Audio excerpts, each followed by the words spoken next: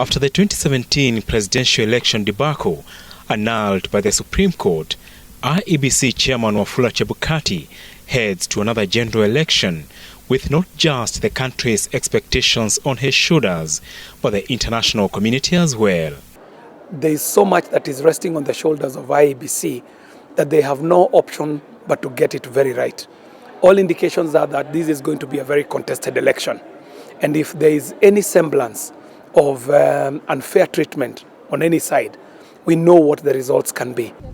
The international community, led by United States top diplomat and Secretary of State Antony Blinken, took note of the U.S. government's keen interest in the election in a tweet, calling for a free, fair and free poll. Tuesday's decision by the Committee on Delegated Legislation dealt Chebukati a blow when the House team refused to approve a complementary method to the electronic transmission of election results, among other proposals for managing the election. The Commission, as you all know, is moving on with preparation for elections. We have our election plans which we have been following. Of course, we have our results path which we shall demonstrate to stakeholders. And even without those regulations, the Commission will deliver to Kenyans a free, fair and credible election come the 9th of August.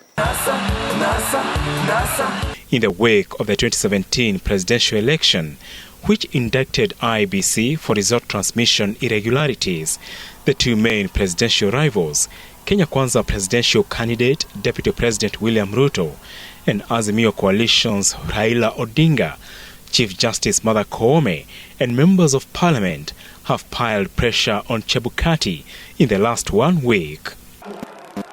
What we want to know is, has the Commission developed constitutionally compliant protocols, the results transmission path for the polling station, the National Tallying Center? Ladies and gentlemen, you know how painful it is to nullify an election. In the 2017 ruling, the court said this court, whenever called upon to adjudicate on a similar dispute, will reach the same decision if the anomalies remain the same, irrespective of who the aspirants may be, rendering the declared results invalid, null, and void. In the 2017 four-judge majority judgment, the Apex Court faulted IEBC for failing to transmit electronic results from 11,000 polling stations that had no 3G network coverage. On Wednesday night, IEBC said 1,111 polling stations had no 3G network coverage and promised to remedy the situation. We are also trying to put mechanisms to ensure that we have alternative network availability in those areas, and that includes using of satellite modems to ensure that we have connectivity in those areas. IEBC will also be on the spot on the printing of election materials, with the 2017 judgment putting the Commission on the spot for missing security features on Form 34Bs, which were used to declare final results in the annulled election.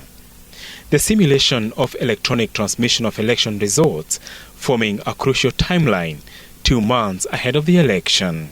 IEBC is expected to receive the audited voters register on the 16th of June, ahead of publication on the 20th of June. Ballot papers are expected to be ready by the end of this month. Apul Kamau, TV 47.